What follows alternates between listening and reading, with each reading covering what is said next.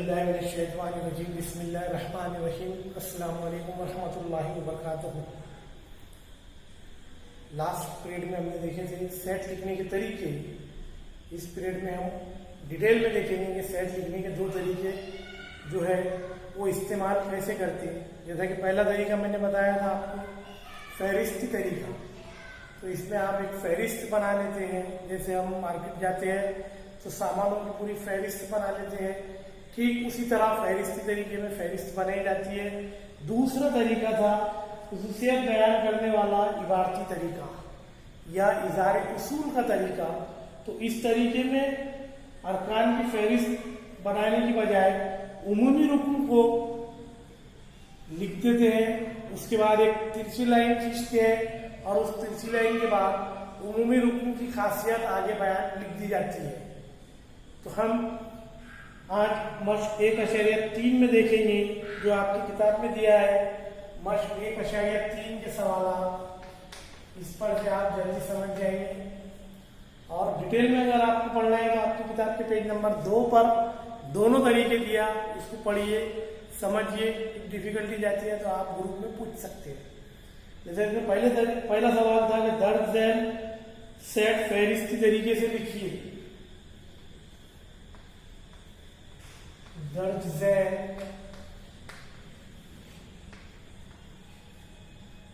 Set फहरिस्ती तरीके से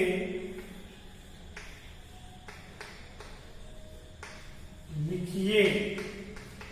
जिसमें पहला सवाल किया गया था कि जुफ्त तबैयदात का सेट, जुफ्त तबैयदात का सेट। तो इसका जवाब, सेट को आप कोई भी नाम दे सकते। मैं ये समझता हूं कि आप सबको मालूम है जुफ्त एदाद किसको बोलते हैं, फिर भी एक बार बता देता हूं। जुफ्त एदाद बोले तो ऐसे एदाद जो 2 से पूरे तकसीम होते या जो 2 के पाड़े में आते हैं। तो हम इसके जवाब में लिखेंगे। अब तबई एदाद है, जुफ्त तबई एदाद है। तबई एदाद यानी गिनती के एदाद, तो गिनती कभी खत्म नहीं होती, इसलिए ये सेट जो है वो लामहदूद रहेगा। तो इसको दायर करके ए से एक सेट है जिसमें अरकान है जुफ्त तबैयदात। तो जुफ्त बोले तो 2, 4, 6, 8, 10 इसी तरह से आ जाए। दूसरा सवाल है कि 1 से 50 के दरमियान जुफ्त मुफर्रद एदाद का सेट। दूसरा है 1 से 50 के दरमियान जुफ्त मुफर्रद अदद का सेट। जुफ्त मुफर्रद अदद का सेट। अभी एक बात याद रखिए कि जुफ्त अदद बोले तो ये 2, 4, 6, 8 है, और मुफर्रद जुफ्त अदद या जुफ्त मुफर्रद अदद। तो जितने भी जुफ्त अदद है, मुफर्रद अदद पहले समझ लो किसको बोलते हैं। ऐसा अदद जो सिर्फ अपने आप से ही तकसीम होता या जिसको तकसीम करने में 1 का भाग जाता, जो सिर्फ अपने आप से ही पूरा तकसीम होता या जिसको तकसीम करने में 1 का भाग लगता, ऐसे अदद को बोलते मुफर्रद अदद। पूरा तकसीम होना चाहिए, अशारिया नहीं लगना चाहिए। तो ऐसा अदद जो सिर्फ अपने आप से तकसीम होता, मुफर्रद अदद रहता। अब जुफ्त मुफर्रद अदद, अब आप देखिए ऊपर जुफ्त अदद 2, 4, 6, 8 है, मगर इसमें से मुफर्रद अदद ऐसा अदद सिर्फ ये 2 ही है जो जुफ्त भी है और मुफर्रद भी है, जो अपने आप से ही तकसीम होता। इसको अगर तकसीम करेंगे पूरा तकसीम होने के लिए तो 2 से ही तकसीम होगा और 1 का भाग नहीं। ठीक है। 4 जो है 4 से भी तकसीम हो सकता, 2 से भी तकसीम हो सकता। 6 जो है वो 3 से भी तकसीम होता, 2 से भी तकसीम होता। इसलिए जुफ्त मुफर्रद अदद, तो इसके जवाब में एक ही सेट लिख सकते हैं हम कि B बराबर 2। बस इतना ही जवाब है जुफ्त मुफर्रद अदद का। अगर 1 से 50 क्या 1 से 100 भी पूछा तो जवाब ये रहेगा। उसके बाद तीसरा था तमाम मनफी सही एदाद का सेट। तीसरा पूछा था उसने तमाम मनफी संयुदात का सेट।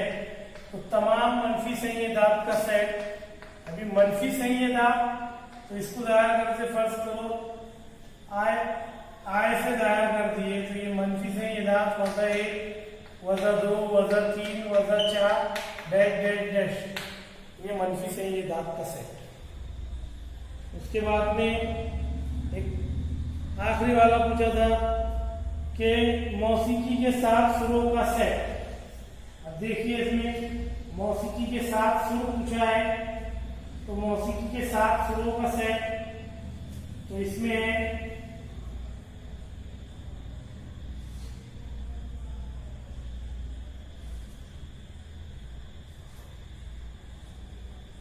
सा रे गा मा,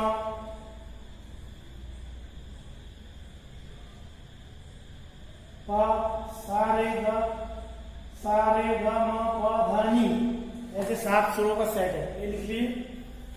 देखिए उसके बाद चौथा है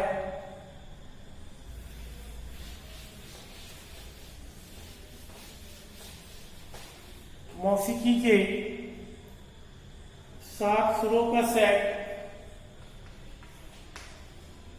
मौसीकी के 7 सुरों का सेट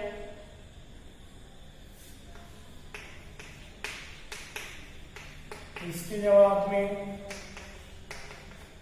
आपको जवाब डायरेक्ट लिखना है। आप सेट को कोई भी नाम दे सकते, जो आप चाहे वो नाम सेट को दे सकते हैं आप।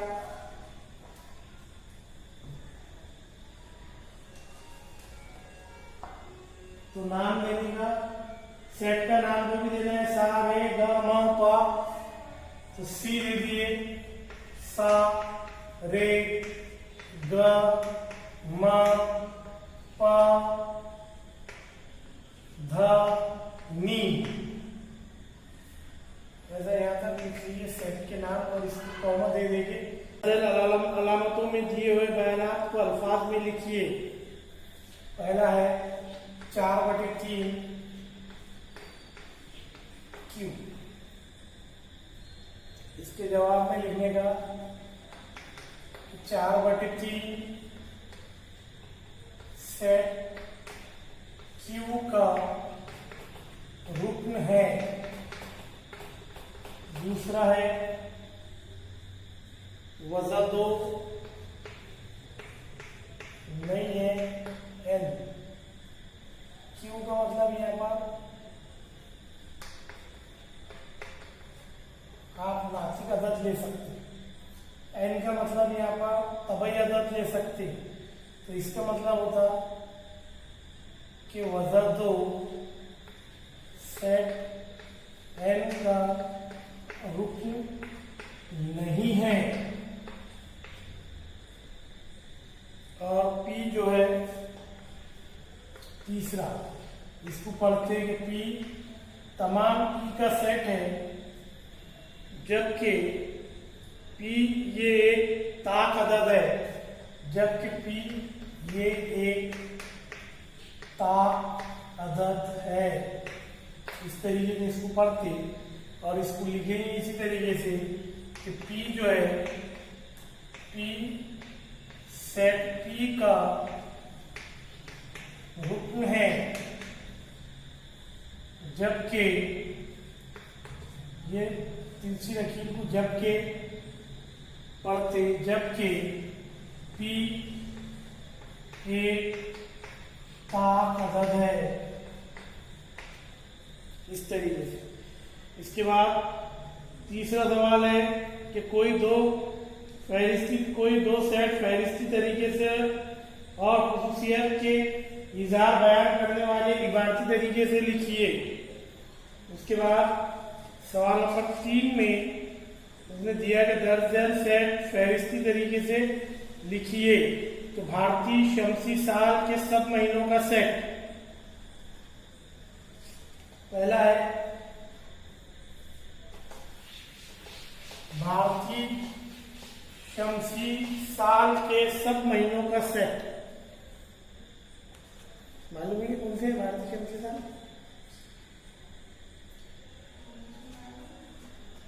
बोल दो। तो ये सेट है, इसको जाहिर करते ए से भारतीय शमसी साल के महीनों का सेट। तो फाल्गुन, माघ, फाल्गुन, उसके बाद में कॉमा करके लिखने का माघ, इसके बाद में कॉमा करके लिखने का पोष,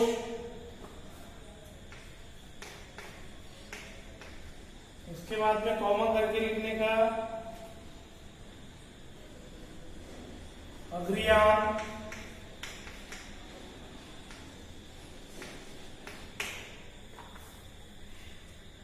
उसके बाद में कॉमा करके लिखने का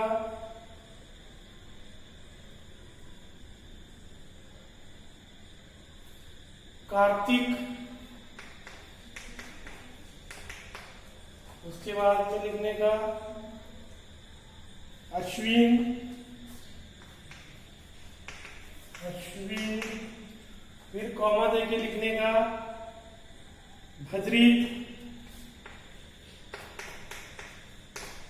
फिर कॉमा करके लिखने का श्रावण,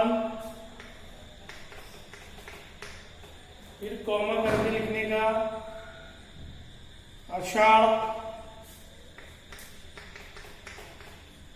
फिर कॉमा करके लिखने का जेठ, फिर कॉमा करके लिखने का विशाख और चीता। तो विशाख और चीता,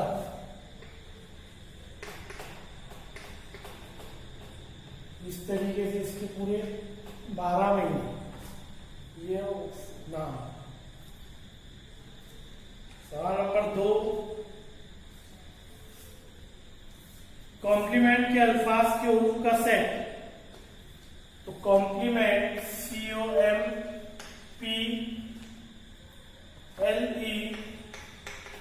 COMPLEMENT, कॉम्प्लीमेंट के अल्फाज का सेट। तो इसके जवाब में देखिए यहाँ पर सेट का नाम कुछ भी दे सकते, इसको बी नाम दे दिए। तो फहरिस्त बनाना, एक बार सी लिखे, ओ लिखे, एम लिखे, पी लिखे, एल लिखे, ई लिखे। अब एम यहाँ डबल है तो एक ही बार लिख दिया हो जाता, ई डबल है एक बार लिख दिया हो जाता। उसके बाद एन लिखेंगे और उसके बाद टी। ये हो गया सेट, कॉम्प्लीमेंट के लफ्ज का सेट। जो 2 बार है उसको भी एक ही बार लिखते फहरिस्त तरीके में। उसके बाद है इंसान के तमाम हवासे खुंसा का सेट। तो इंसान के 5 हवासे खुंसा है, कौन कौन से है? आंख, कान, नाक, जुबान और जिल्द।